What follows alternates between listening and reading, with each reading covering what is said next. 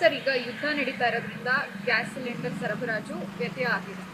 ಇದು ಪಿಜಿ ಮೇಲೆ ಎಷ್ಟು ಪರಿಣಾಮ ಬೀರುತ್ತೆ, ಏನೆಲ್ಲ ಸಮಸ್ಯೆ ಆಗುತ್ತೆ ಸರ್? ಇಲ್ಲ, ಖಂಡಿತವಾಗಿಯೂ ಸಹ ಈ ರೀತಿಯ ಒಂದು ಪರಿಸ್ಥಿತಿ ನಾವು ಎದುರಿಸಿರ್ತಕ್ಕಂಥದ್ದು ವಿರಳ. ಸೊ ನಿನ್ನೆ ಮೊನ್ನೆ ಪರಿಸ್ಥಿತಿನ ನೋಡಿದಾಗ ನಿನ್ನೆ ಹೋಟೆಲ್ಗಳಿಗೆ ವ್ಯತ್ಯಯ ಉಂಟು ಮಾಡಿರ್ತಕ್ಕಂಥದ್ದು. ಯಾಕಂದರೆ ಪಿ ಜಿಗಳಿಗಿನ ಹೋಟೆಲ್ಗಳಿಗೆ ಭಾಳ ಮುಖ್ಯವಾಗಿ ಪ್ರತಿದಿನ ಒಂದು ಗ್ಯಾಸ್ನ ಸರಬರಾಜನ್ನ ಪಡ್ಕೊಳ್ತಕ್ಕಂಥದ್ದು ಇರುತ್ತೆ. ಪಿ ಜಿಗಳಲ್ಲೂ ಕೂಡ ಏನು ಅಂದರೆ ಮ್ಯಾಕ್ಸಿಮಮ್ ಅಂದರೆ ಒಂದು 3-4 ಡೇಸ್ ಅಥವಾ 1 ವೀಕ್ವರೆಗೂ ಮ್ಯಾನೇಜ್ ಮಾಡೋಷ್ಟು ಮಾತ್ರ ಇರುತ್ತೆ. ನಾವು ಯಾವುದೇ ಕಾರಣಕ್ಕೂ ಪಿ ಜಿಗಳಲ್ಲಿ ಗ್ಯಾಸ್ ಸಿಲಿಂಡರ್ನ ಸ್ಟಾಕ್ ಮಾಡಲಿಕ್ಕೆ ಕಷ್ಟ ಆಗುತ್ತೆ, ಯಾಕಂದರೆ ಅದು ಸೇಫ್ಟಿ ಪರ್ಪಸ್ಗೆ. ಸೊ ಹಾಗಾಗಿ ಒಂದು 50 ಜನ, 40 ಜನ, 60 ಜನ, 100 ಜನ ಇರ್ತಕ್ಕಂಥ ಪಿ ಜಿಗಳಲ್ಲಿ ಸೊ ಡೈಲಿ ಫುಡ್ ತಯಾರು ಮಾಡಲಿಕ್ಕೆ ಸೊ ಏನು ಅನುಕೂಲ ಆಗುತ್ತೋ ಆ ರೀತಿ ನಾವು ವ್ಯವಸ್ಥೆ ಮಾಡ್ಕೊಂಡಿರ್ತೀವಿ ಹೊರತು ಯಾವುದೇ ಕಾರಣಕ್ಕೂ ಬಲ್ಕಾಗಿ ನಾವು ಸ್ಟಾಕ್ ಮಾಡ್ಕೊಂಡಿರಲ್ಲ.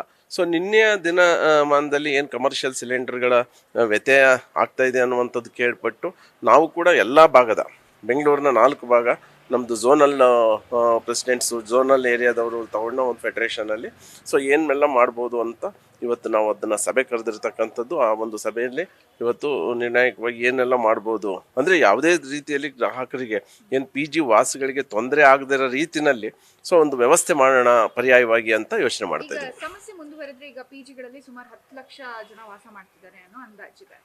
ಈ ಸಮಸ್ಯೆನ ಹೇಗೆ ಎದುರಿಸಬೇಕು ಸರ್? ಇದಕ್ಕೆ ನಾವು ಏನು ಹೇಳ್ತಾ ಇದ್ದೀವಿ ಅಂದರೆ ಕೇಂದ್ರ ಸರ್ಕಾರ ಆಗಿರ್ಬೋದು, ರಾಜ್ಯ ಸರ್ಕಾರ ಇದು ನಮ್ಮ ತಕ್ಷಣ ತೀರ್ಮಾನ ತಗೊಂಡು ಪರ್ಯಾಯವಾಗಿ ಏನೆಲ್ಲ ಮಾಡ್ಬೋದು.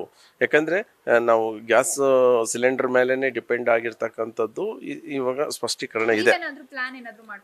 ಪರ್ಯಾಯವಾಗಿ ಈಗ ಮೊದಲನೇ ರೀತಿಯಲ್ಲಿ ಸ್ಟವ್ ವ್ಯವಸ್ಥೆ ಆಗಿದೆ, ಇಂಡಕ್ಷನ್ ಅವೆಲ್ಲ ಸಣ್ಣ ಮಟ್ಟದಲ್ಲಿ ಓಕೆ, ಒಂದು ಫ್ಯಾಮಿಲಿ ನಡೆಸ್ಬೋದು. ಆದರೆ ಪಿ ಜಿಗಳು ಮತ್ತು ಹೋಟೆಲ್ಗಳು ನಡೆಸಲಿಕ್ಕೆ ಸೊ ಅಷ್ಟೊಂದು ಎಲೆಕ್ಟ್ರಿಸಿಟಿನಲ್ಲಿ ಫ್ರೈ ಮಾಡ್ತಕ್ಕಂಥ ನಿಮ್ಮ ವ್ಯವಸ್ಥೆ ಎಲ್ಲ ಒಂದು ಹತ್ರ ಕಷ್ಟ ಸಾಧ್ಯ ಆಗ್ಬೋದು. ಸೊ ಪರ್ಯಾಯವಾಗಿ ಇವತ್ತಿನ ಮೀಟಿಂಗಲ್ಲಿ ಇದ್ರ ಬಗ್ಗೆ ನಾವು ಚಿಂತನೆ ನಡೆಸ್ತಾ ಇದ್ದೀವಿ.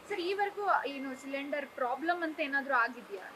ಈ ಹಿಂದೆ ಯಾವತ್ತೂ ಕೂಡ ಈ ರೀತಿ ಏನೋ 1 ದಿನ 2 ದಿನದ ಮಟ್ಟಿಗೆ ಸಮಸ್ಯೆ ಬಂದಿರ್ಬೋದೇ ಹೊರತು ಸೊ ಯಾಕಂದರೆ ಇದು ಯುದ್ಧದ ಸಂದರ್ಭ ಹೊರಗಡೆ ಇರೋದ್ರಿಂದ, ಬೇರೆ ದೇಶಗಳಲ್ಲಿ ಇರೋದ್ರಿಂದ ಎಲ್ಲೋ ಒಂದು ಹತ್ರ ಇದೇನಾದರೂ ಕಂಟಿನ್ಯೂಯೇಷನ್ ಆದರೆ ಮುಂದೇನು ಅನ್ನುವಂತಹ ಒಂದು ನಮಗೂ ಕೂಡ ಅದರ ಆತಂಕ ಮುಡ್ತಾ ಇದೆ. ಹಾಗಂತ ನಾವು ತಕ್ಷಣವೇ ಏನು ಪಿ ಜಿ ವಾಸಿಗಳ ಸಂಖ್ಯೆಗೆ ಅನುಗುಣವಾಗಿ ಏನೆಲ್ಲ ಮಾಡ್ಬೋದು ಆ ಪಿ ಜಿ ಮಾಲೀಕರುಗಳಿಗೆ ಒಂದು ಮಾರ್ಗದರ್ಶನ ಕೊಡ್ತಕ್ಕಂಥ ಕೆಲಸ ನಮ್ಮ ಕೋರ್ ಕಮಿಟಿಯಲ್ಲಿ ಮಾಡ್ತಾ ಇರ್ತಕ್ಕಂಥ. ಈ ಸಮಸ್ಯೆ ಮುಂದುವರೆದ್ರೆ ಪಿ ಜಿ ನಡೆಸೋದು ಬಹಳ ಕಷ್ಟ ಆಗ್ಬೋದು. ಸೊ ಪಿ ಜಿ ರೇಟ್ ಏನಾದರೂ ಅದರಲ್ಲಿ ವೇರಿ ಆಗೋ ಚಾನ್ಸಸ್ ಏನಾದರೂ ಇದೆ? ಇಲ್ಲ, ಇಂತಹ ಸಂದರ್ಭದಲ್ಲಿ ಲಾಭದಾಯಕವಾದ ವಿಚಾರವನ್ನು ನೋಡೋದಕ್ಕೆ ಮುಖ್ಯವಾಗಿ ನಾವು ಇದೊಂದು ಸರ್ವಿಸ್ ಕೊಡಬೇಕು. This is also social service. ಹಾಗಾಗಿ ನಾವು ಹೆಚ್ಚಿಗೆ ಮಾಡ್ತಕ್ಕಂಥದ್ರ ಬಗ್ಗೆ ಮತ್ತೊಂದ್ರ ಬಗ್ಗೆ ಚಿಂತನೆ ಮಾಡ್ತಾ ಇಲ್ಲ. ಸಮರ್ಪಕವಾಗಿ ಇರ್ತಕ್ಕಂಥ ಪಿ ಜಿ ವಾಸಿಗಳನ್ನ ನಮ್ಮನ್ನು ನೆಚ್ಕೊಂಡು ಬಂದು ಪಿ ಜಿಯಲ್ಲಿ ವಾಸ ಮಾಡ್ತಕ್ಕಂಥವ್ರಿಗೆ ನ್ಯಾಯವಾಗಿ ಅವರಿಗೆ ಏನೆಲ್ಲ ಫೆಸಿಲಿಟೀಸ್ನ ನಾವು ಯಾವ್ಯಾವ ಮೂಲಗಳಿಂದ ಒಂದು ಏನು ಗ್ಯಾಸ್ ಸರಬರಾಜಿಂದ ಈಗ ಕಡಿಮೆ ಬರ್ತಾ ಇದೆಯೋ ಅದನ್ನು ಸರಿದೂಗಿಸ್ಲಿಕ್ಕೆ ಪ್ರಯತ್ನ ಮಾಡ್ತಾ ಇದ್ದೀವಿ ಹೊರತು ಬೆಲೆ ಏರಿಕೆ ವಿಚಾರ ಈ ಸಂದರ್ಭದಲ್ಲಿ ಬರೋದೇ ಇಲ್ಲ. ನ್ಯೂಸ್ ಫಸ್ಟ್ ನಿರ್ಭೀತಿಯಿಂದ ನಿಮ್ಮ ಪರವಾಗಿ.